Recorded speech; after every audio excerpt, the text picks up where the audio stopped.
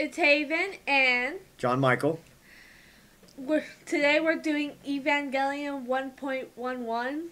Evangelion 1.11 is the reimagining of the Neon Genesis Evangelion series, which was a TV series and a manga.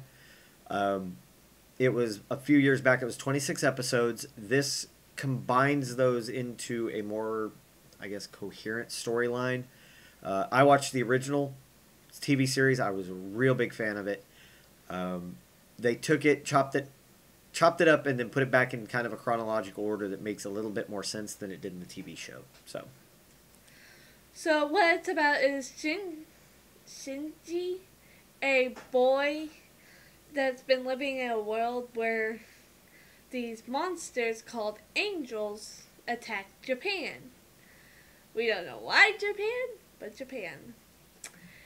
Well, it kind of goes into it in the show. They call them angels, and they're basically these giant life forms. We come into the story after what they call Second Impact, which is they had a great cataclysm because the first angel comes down and basically blows everything up, and Shinji gets brought in as part of an organization called Nerve, which are dedicated to fighting the angels with Evangelions, which are giant robots. The kids are 13 years old that they choose to pilot these things. When we first start the show, and all through the first movie, 1.11, we have Shinji Ikari, who is the main character, and Rei Ayanami, who is the kind of the mysterious pilot of Unit 0. They have Unit 0, Unit 1, and so on. It's a numbering system.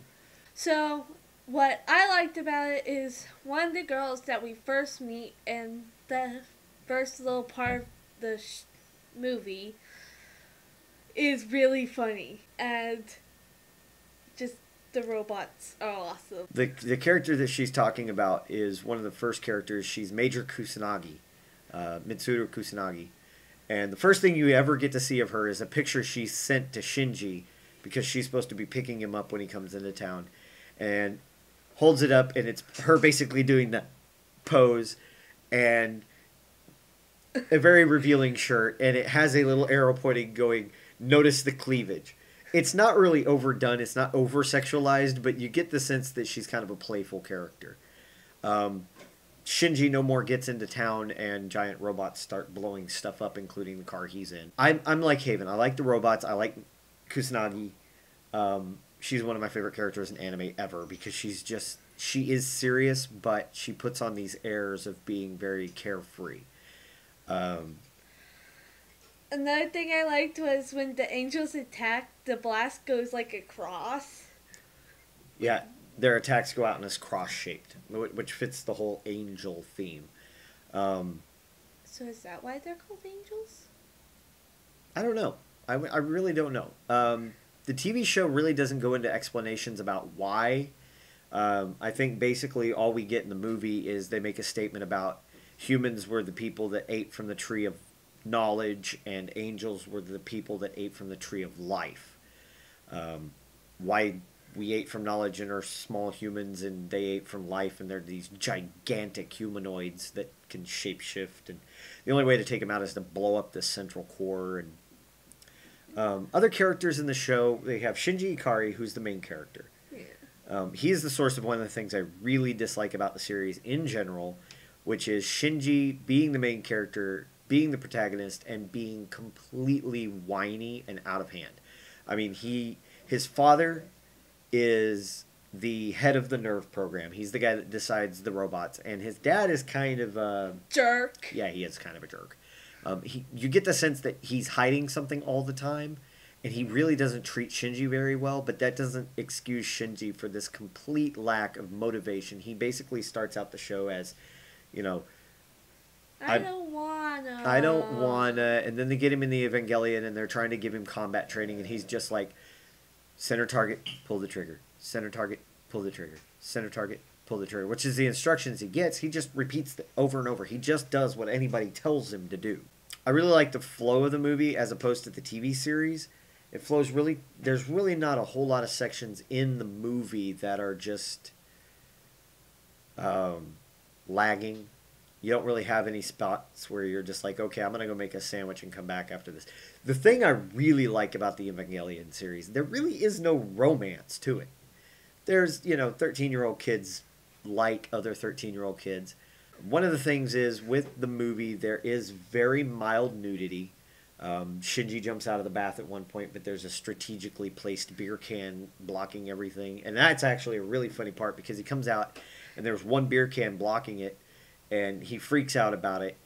And Kusanagi picks up the beer can, takes a drink, and there's a smaller can behind it, but it still hides everything. It was really, to me, it was kind of one of those subtle, funny moments. And there's another section where there's, I think, Ray shows one breast because a sequence of events has her coming out of the shower, and there's one boob. There's no full frontal nudity or anything like that. It's acceptable as long as you're not upset by a boob. As Haven said, the Evangelions themselves are really well designed. They're very cool. The angels are really well designed, very cool.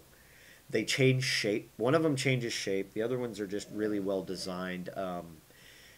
As opposed to the TV show, they redid them with CG for the angels themselves, and that actually really impacted the sense of menace you get from them. They're brutal. There are a couple of really brutal spots in the show. When they put them in the Evangelions, the pilots, they plug them up so that way they can feel. Basically, there's a synchronicity between the robot and the pilot. They put them in these plugs, these long tubes, and they insert them in what looks like the spine or the back of the head. Back of the head.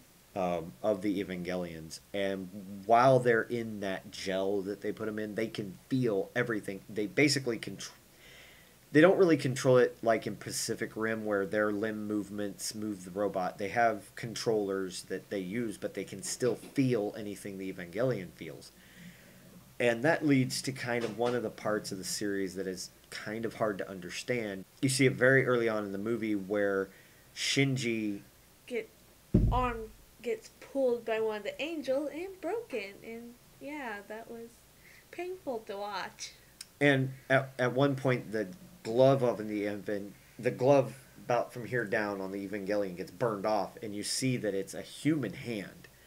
So it gives you this question about what's going on. What I didn't like was when Shinji complains. It's just like, stop, you're not a child. But the thing is, he is. I mean, they're 13 years old. So the problem I have is, though, he complains too much. Right. And he seems almost too adult. And I know they're trying to go for he hasn't seen his dad in 3 years. His dad abandoned him. But even at that, he really is whiny. I mean, Haven is around the same age as they're supposed to be. And I don't hear this kind of whiny, I don't want to, but I've got to because it's my duty. And it kind of goes into that, it's my duty, I've got to do it, but it's more of a selfish reason where he's like, I've got to do it because I can't run away anymore, blah, blah, blah. It's overdone in my opinion. Also, the dad is a very bad jerk. Yeah. And with it being the first movie, it's kind of like seeing the first episode of the show. You don't get all the nuances of the characters. So the dad seems really just mean and nasty and uncaring and unfeeling, but you also get the sense that he cares for Ray a lot more than his own son. Right. And there's a couple of flashback things that explain things that the TV show didn't explain, but there's really not a whole lot of delving into the backstory of these characters in the first movie. That really comes in the second movie. Another thing that I don't like is the fights are too close together. It's just like sometimes I don't want to see things blow up. And see, I'm kind of the opposite. I think that the fights being that close together is good pacing. It's not like every scene is them fighting. It's preparation for fighting or a little bit of backstory. That I think personally it keeps the pacing up to where there aren't points where all you're doing is talking about Shinji and how much he whines, or I agree that maybe they could have gone into a little bit more backstory on that. So really, I think all in all, I completely enjoy it. Then again, I am an Evangelion fanboy from way back. Um, I have to agree. It's a really great movie. I really want to read the mangas now. I think as a standalone movie, it is watchable. I don't think it leaves us on too much of a cliffhanger. It does make reference to what the dad is plotting a little bit, so it kind of gets you that hook for the next movie. But I think you could watch one and make sure that you like it before you try to watch the others. I think you're going to know within the first maybe 15 minutes if you're really going to like the show, if it's really just not going to be your thing. I think. What? Because, yeah, robot attack first thing off the bat. Right. You get a battle scene right out of the box. A little bit of character development. I would say stick with it for the first 15, maybe 30 minutes. If you can't get hooked into it by that point, maybe not for you. Scale of 1 to 5, I think it's a solid 3.5. I would give it a 4 or 5 if there was more development of the characters. It wasn't just so much a kind of precursor to the second movie. Again, I'm going to harp on the backstory and delivery. The pacing is great. The action scenes are great. If you want to just watch giant robots blow things up, it's great. But I think for me, a little bit more backstory development would have been great for the first movie to get people hooked into the second movie. I would go with the 3 because just Shinji complaining too much is just not really that good for the half. Yeah, I really don't like Shinji as a main character. I think in the second movie, my favorite character, she really becomes kind of a second protagonist, and she really does drive the show. So the first movie is great for the battles, great for getting the series set up, not so great at being a standalone movie. Can be, but... Well, when you're looking at it from the perspective... If you're looking at it from the perspective of somebody who's just now watching the series, it's your first movie out of the box, it'll get you hooked if you're into action.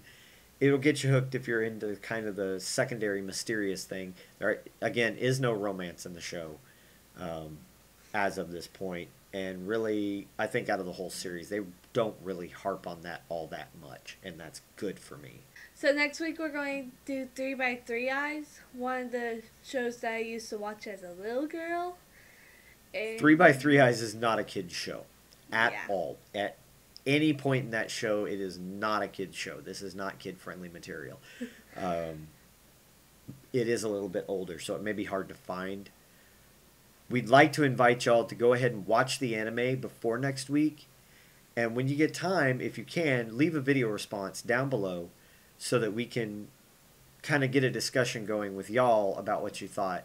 If you want to have a video response to Evangelion 1.11, leave it in the comments down below, and we will feature at least one of you next time at the end of the video.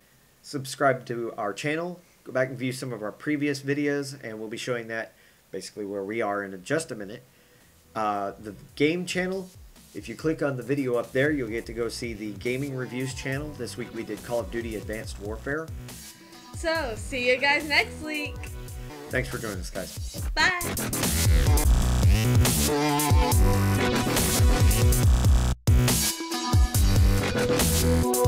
Bye.